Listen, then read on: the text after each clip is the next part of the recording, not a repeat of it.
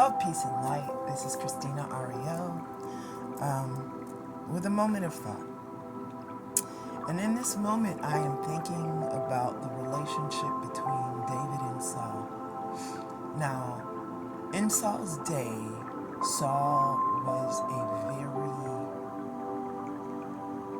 had a relationship with the Most High, right?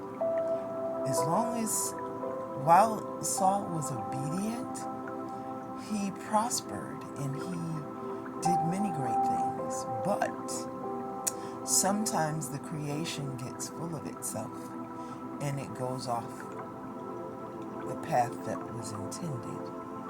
So Saul got full of himself and started being disobedient and doing things that he was not told to do by the Supreme Creator. He started doing his own thing the way he wanted to do it. No one's wiser than the Creator. No one. So, then David is born. David comes along. And David, the scripture says, or the Bible says that David was a man after God's own heart. Many people miss the fact of why God loved David so much. David was truthful and honest. So whenever he did something, he admitted it. He would claim it. So it doesn't say David was perfect. It just says he was a man after God's own heart. So whenever he did something, he admitted what he did. And he prayed, even with the situation with Bathsheba. He lusted after this woman. This woman was married to a soldier in his army, a committed soldier in his army, a man that loved David, right? I mean, the man had love for his leader. He loved him. And he was committed to his life, such as it was, and to God, right? So David constructed a plan after he laid with this man's wife and got her pregnant. He sought to cover up the sin that he had done, right? And this, for me, these stories are like Aesop fables.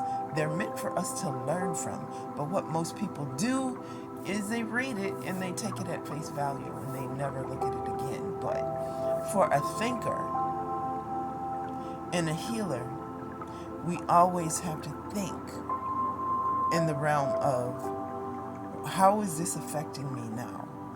Why is this person going through this illness? What caused the illness? Because the illness isn't just caused magically.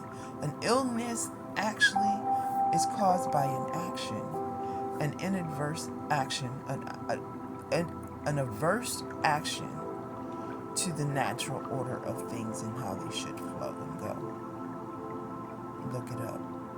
Don't take my word for it. Now, David lusted after this woman. He wanted her. The woman was very beautiful and apparently very, very pleasing to the eye. And instead of him looking away from her, he would watch her on her rooftop. And I'm sure, as we all do when we lust after something, we see it in our mind's eye, and we crave it and we want it. We just want it so much and so bad. We've all did this to something or someone before, right? That's a sin. This is sin. The woman was married to another man. He knew better. David knew what he was doing. He knew better.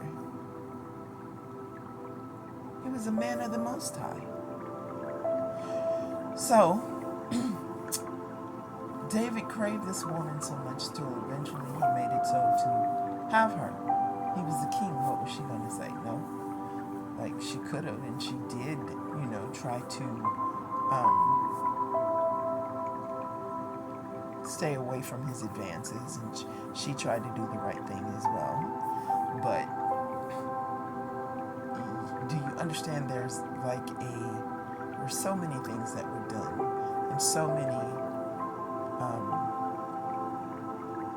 things and lines that were crossed by David. Bathsheba too, but David was misusing his power. He was the king over the Most High's people. The king has to be upright, and if the king feels he's not going to do something upright, then he should have removed himself from what he was doing and prayed and fasted with the Most High. And the Most High would have taken that feeling, that sin, that thing from him, that emotion that started. First it was a want. Then while he allowed it to grow, it grew, and then it attracted more energy, which comes with lower vibrational entities. Once the lower vibrational entities get involved, then they start talking to you, right? They start talking to your psyche to maneuver the body to make the body actually carry out the sin. Once the sin is carried out in a physical form, then it becomes a stronghold. Okay? Look it up. Don't take my word for it. Please look up everything you hear and see or run across that sticks with you. Okay? Don't take anything at face value.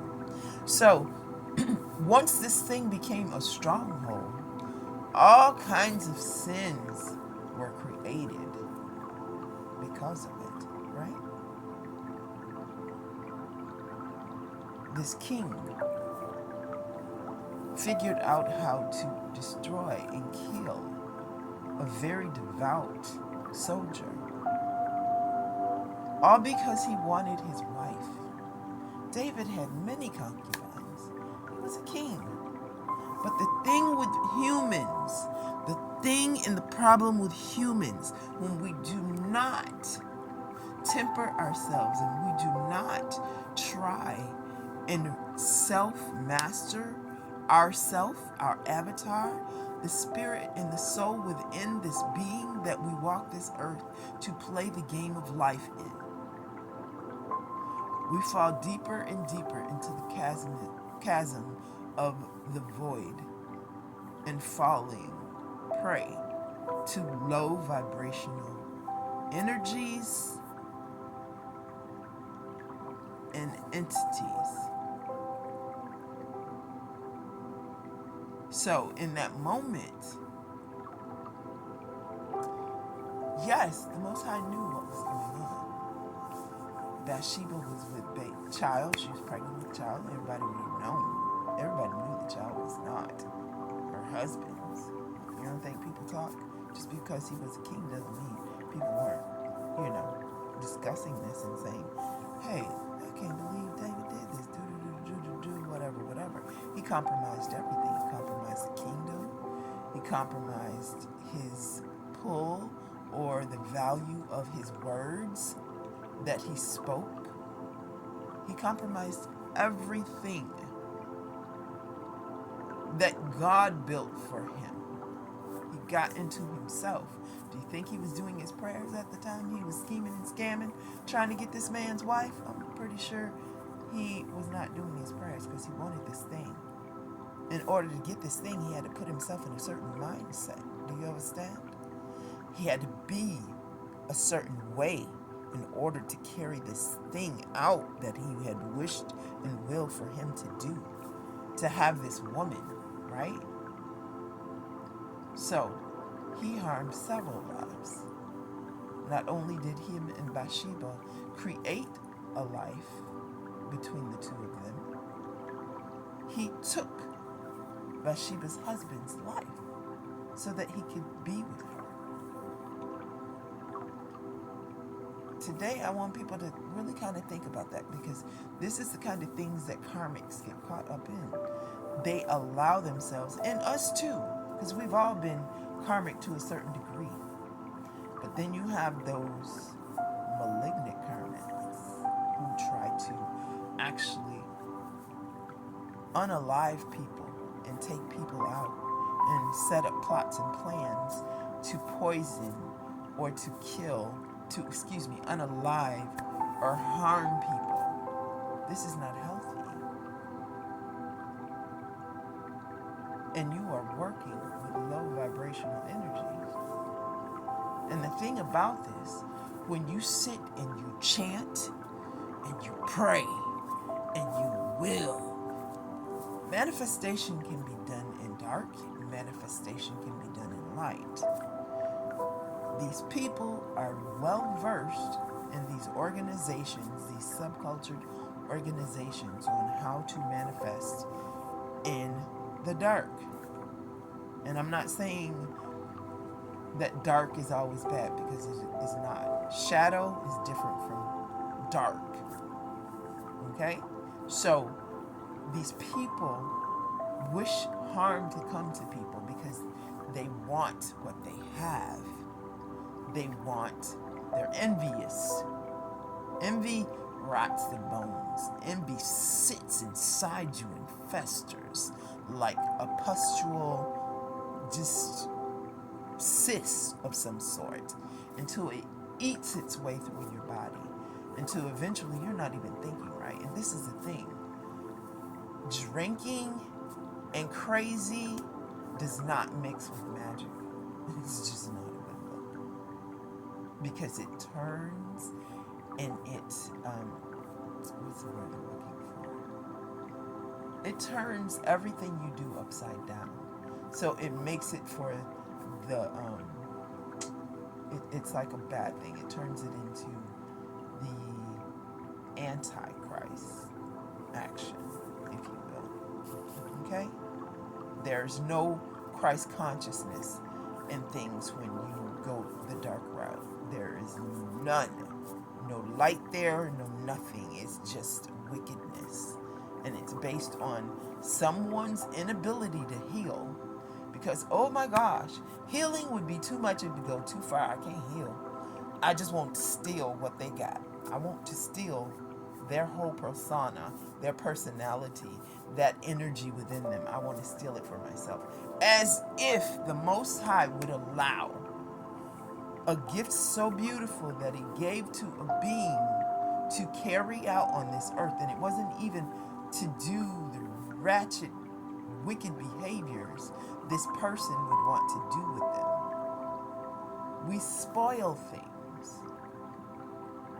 But they need, when you walk a certain way and you walk in a certain light, you're still going to be tested and tried. But you got to have the gumption, you got to have the drive to say, I did this thing. I did this wicked thing.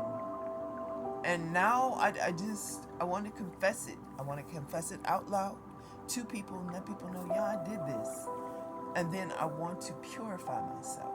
So when this child was born, this child got sick. Okay?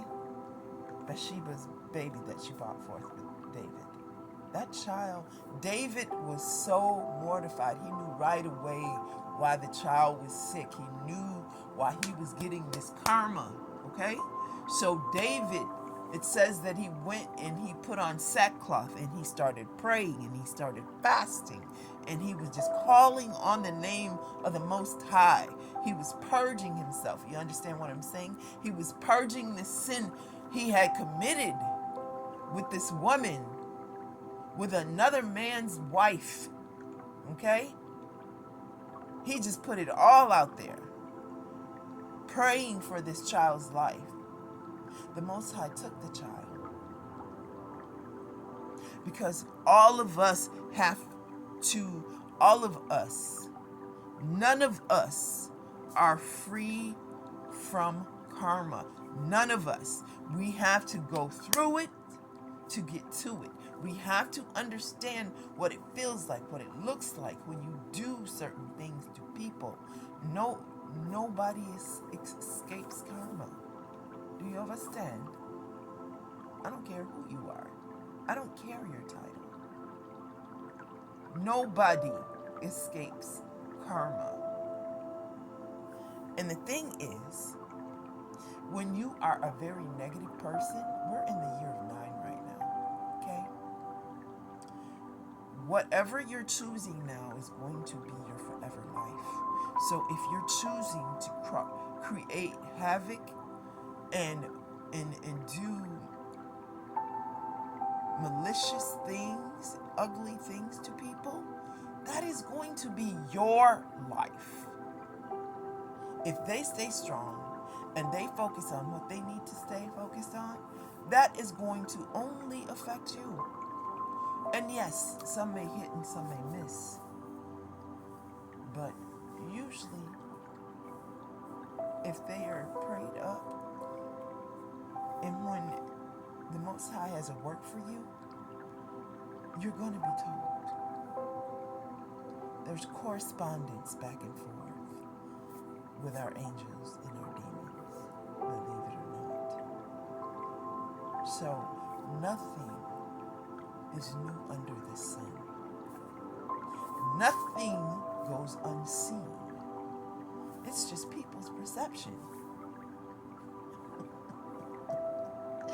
And you can't out God a God. Do you understand? But it's funny because people fight the hand of God every day. They fight with the universe every day. You're fighting a battle you're never going to win. Do you understand? We take the highs and the lows, the mountains and the valleys, the peaks and the valleys, right? These are where the lessons are. This is how we learn to be, move, and think. Our perceptions and our knowledge grows and falls accordingly.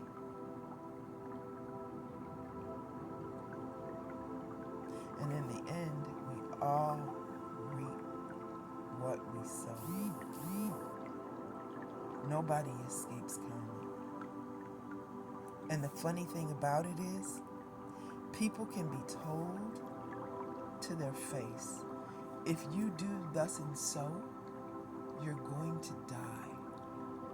But when they turn their mind over to a reprobate, which means I'm solely focused on what I want to happen. I don't care about what you talk about. I believe what I want to happen is going to happen. Because you think you're higher than the Most High? Baby, many of people have thought the same thing and fell just like you're going to. And sometimes that fall is permanent. And we transition.